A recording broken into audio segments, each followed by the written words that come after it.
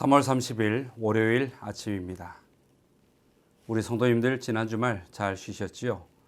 오늘부터 시작되는 또 한 주의 활동 속에서도 모든 생활 속에 승리하시는 우리 모든 성도님들 되시기 바랍니다.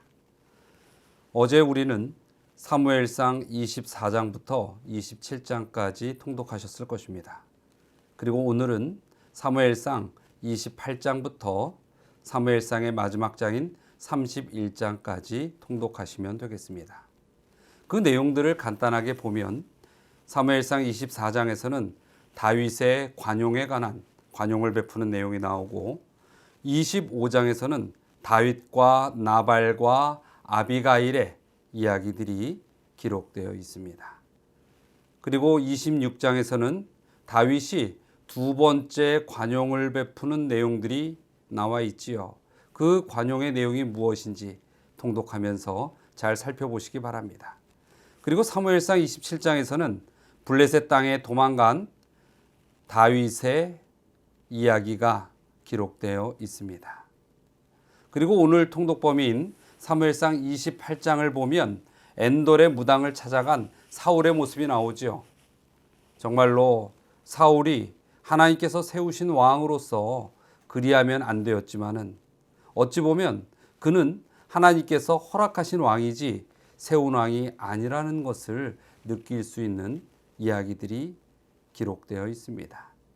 또 사무엘상 29장에서는 위기를 모면한 다윗의 이야기가 기록되었고 또 30장에서는 아말렉의 약탈과 그 가운데서 다윗의 구출에 관한 내용이 기록되어 있습니다. 그리고 사무엘상 31장에서는 사울이 전사하고 전쟁에서 패전하는 이야기로 사무엘 상권을 마치고 있습니다. 자, 내일부터는 사무엘 하권을 우리가 함께 통독할 텐데 내일이 오기 전에 사무엘 상을 다 통독하시는 우리 성도님들 꼭 되시기를 바랍니다. 자, 오늘의 본문의 말씀은 사무엘상 31장 11절부터 13절의 말씀입니다.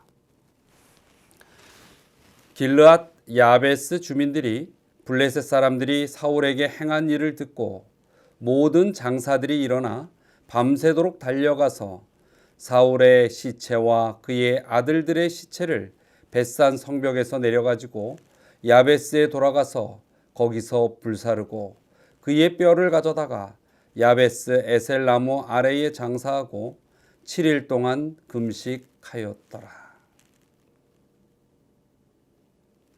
여기에서 11절에 보면 블레셋 사람들이 사울에게 행한 일을 들었다라고 했습니다.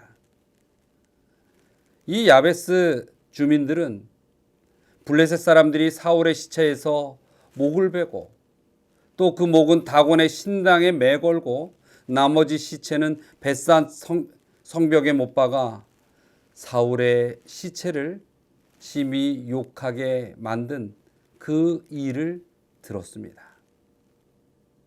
참으로 사울 왕은 한 나라의 왕으로서 너무나도 비참한 최후를 맞이하게 되죠. 그것도 하나님을 믿는 백성인 이스라엘 백성의 왕이었는데 여러분, 우리가 하나님을 믿으면서 온전히 하나님께 모든 것을 의지하지 못하고 마음으로 반역하고 떠나간 자의 그 최후의 모습은 얼마나 비참한지 이 사울의 인생에서 우리는 알 수 있습니다. 비록 선택된 자들일지라도 하나님 안에서 정말 참된 신앙을 유지하기 위하여 갖은 노력이 필요한 것을 우리는 깨달아야 합니다. 또 이 11절에 나오는 길르앗의 야베스 주민들이 그러한 너무나도 끔찍한 비참한 최후를 맞이한 사울의 시신을 거두는데 왜 그러했을까요? 길르앗의 야베스는 갈릴리 바다 남쪽에 약 30km 지점에 위치한 요단 동편의 므낫세 반 지파의 성읍에 있습니다. 이곳은 사울의 즉위 초기에 암몬 사람들로부터 침공을 받았었습니다. 그때 사울이 베색에서 군사를 모집하여 암몬 사람들을 공격합니다. 그럼으로써 길르앗 야베스 거민을 구원했던 것이죠. 그래서 이 길르앗 야베스 거민들은 과거 사울이 자신들이 적군의 손에 의하여 큰 고난을 당할 수 있었던 상황에서 자신들에게 베풀어진 그 큰 은혜를 기억하고 있는 것입니다. 물론 이 사울 왕의 즉위 초기였다라고 생각해 보면 그때는 사울은 참 하나님을 의지하고 선한 모습으로 온전히 하나님의 나라를 이끌었던 사람인 것이 맞습니다. 그때의 모습 속에 이 야베스의 거민들은 큰 은혜를 받았고 그 은혜를 갚아야 되는데 사울의 비참한 최후의 소식을 듣고 그냥 있을 수 없었던 것이죠. 그런데 우리는 알다시피 사울은 그리 위대하고 선한 왕은 아니었습니다. 하지만 야베스 거민들은 사울이 왕으로서의 그 말년의 행적이 어떠하든지 자신들이 받은 은혜를 오히려 소중히 여기는 것입니다. 여러분, 만약 우리가 은혜를 받았다면 그 은혜를 갚을 때에 어떠한 조건을 따지고 은혜를 갚을까요? 혹 그럴 수도 있을지 모르겠습니다. 그러나 그것은 은혜를 갚는 자의 모습이 아닙니다. 아니 어쩌면 받은 은혜를 은혜로 여기지도 않는 것일 수도 있는 것이죠. 고린도후서 6장 1절에 보면 사도 바울 선생님이 이렇게 이야기하고 있습니다. 우리가 하나님과 함께 일하는 자로서 너희를 권하노니 하나님의 은혜를 헛되이 받지 말라.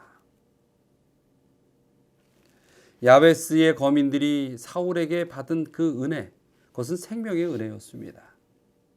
그래서 그 생명의 은혜를 잊지 못하는 것이었죠.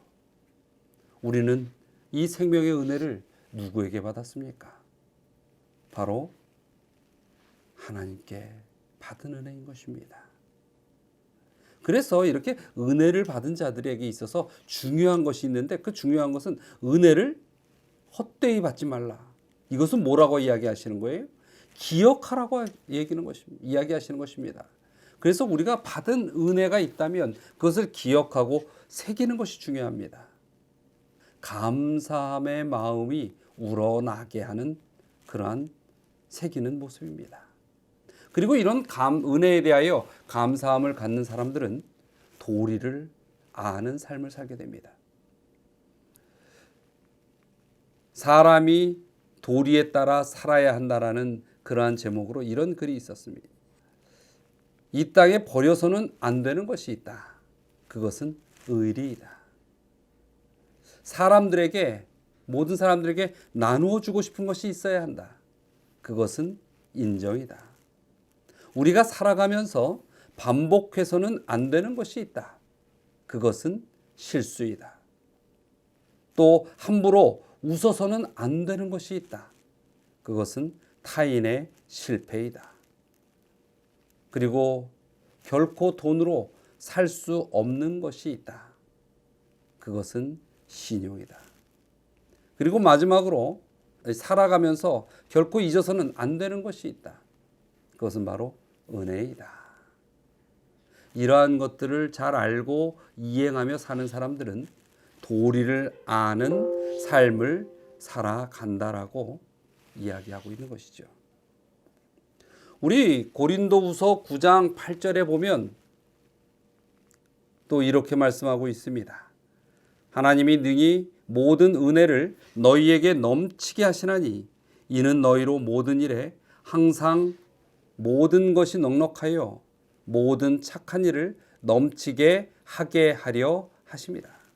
하나님께서 우리에게 넘치는 은혜를 주신다라고 말씀하시는데 그 넘치는 은혜를 주시는 이유는 무엇이냐면 우리가 삶 속에서 그 은혜를 기억하고 넉넉하게 착한 일을 넘치게 하기 위함이다라고 말씀하는 것입니다. 그렇습니다. 은혜는 선한 행동을 낳는 것입니다. 즉 우리가 하나님의 은혜를 받은 자들로서 그 은혜를 기억한다면 우리의 삶 속에는 선한 행동이 드러나게 된다는 것입니다. 그래서 은혜의 선한 행동을 가진 자, 그런 자들의 공통적으로 가지고 있는 품성이 있는데 그것은 바로 겸손이라는 것이죠. 그에 반해서 남을 비판하는 자는요, 은혜를 받아도 감사함이 없습니다. 여러분 주위에 누군가 자꾸 이 다른 이들에 대하여 비판하는 자가 있다면 함부로 곁을 주시 마시기 바랍니다. 왜냐하면 이러한 비판과 비난의 그러한 생각들은 전염이 되는 것입니다. 여러분, 그래서 우리 신앙에 있어서요, 우리는 겸손과 또 그 겸손함으로 인하여 모든 받은 은혜에 보응하는 그런 자세가 필요한 것입니다. 한번 생각해 보시기 바랍니다. 우리 자신들을 복음으로 부르신 하나님의 은혜에 감사함으로 또 겸손히 하나님을 섬기고 나 자신의 삶을 하나님의 원하시는 삶으로 살아가도록, 그렇게 스스로의 인생을 하나님의 마음으로 존중하는 그런 자가 우리가 되어야 하는 것입니다. 그리고 우리는 오늘 이렇게 야베스의 거민들의 그 행동 속에서 배울 수 있듯이 돕는 자의 손을 가져야 합니다. 야베스의 거민들은 자신들에게 은혜를 베푼 사울에게 죽음 이후이지만은 사울에게 그 은혜를 돌렸습니다. 그렇지만 예수님께로부터 은혜를 받은 우리는 다른 영혼들에게 은혜를 돌릴 줄 아는 사람들이 되어야 합니다. 여러분은 오늘 하나님의 은혜 가운데 또 하루의 생애를 허락받으셨습니다. 자, 이 하루 어떻게 사시겠습니까? 여러분이 정말 하나님께서 여러분을 지켜주셔서 오늘 아침 떠오르는 해를 바라보고 하루를 시작할 수 있는 힘을 얻었다면 그 감사함으로 우리 곁에 있는 그 누구인가에게 사랑의, 참 사랑의 은혜를 베푸는 그런 하나님의 성도들이 되시길 바랍니다. 오늘도 여러분의 모든 생각과 발걸음에 하나님의 그 축복의 도우심이 함께 하실 것입니다. 자, 오늘 함께 기도할 내용이 있습니다. 첫 번째는 하나님께 받은 은혜를 기억하여 세상을 향하여 우리가 봉사하는 삶을 살 수 있도록 기도하시기 바랍니다. 그리고 오늘 할 수 있는 봉사의 제목들을 한번 기도하시면서 찾아보시기 바랍니다. 두 번째는 지금 이렇게 어려운 시절에도 군에서 이 국가의 의무를 다하며 그 안에서도 열심히 신앙하는 우리 재림꾼인들이 있습니다. 그 재림꾼인들을 위하여 이 아침에 또한 중보기도를 해주시기 바랍니다. 자, 다 함께 기도하시겠습니다. 사랑과 은혜가 많으신 하나님, 정말 이 땅에서 죄로 인하여 쓰러질 수밖에 없는 저희들을 복음으로 불러주셨음을 감사드립니다. 저희의 그 불러주신 주님의 사랑에 그 은혜를 기억하며 살아갈 수 있게 하시고 또 그 감사함으로 세상을 향하여 저희가 할 수 있는 봉사를 할 수 있도록 이끌어 주시옵소서. 주의 복음을 전하고 세상의 어려운 자들을 돌아볼 수 있는 예수 그리스도의 심령을 갖게 하여 주시옵소서. 또한 이 시간도 어려운 가운데서 군복무에 열심히 임하고 있는 우리 재림 군인들을 위하여 기도드립니다.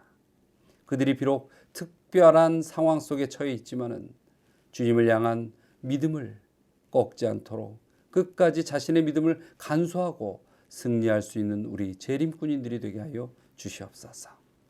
오늘 하루의 생애 속에서도 주님의 다함이 없는 사랑이 오늘 저희 모든 주님의 백성들의 그 여정 속에서 승리케 하여 주시리라 믿고 감사드리며 예수 그리스도의 이름으로 기도드리옵나이다. 아멘.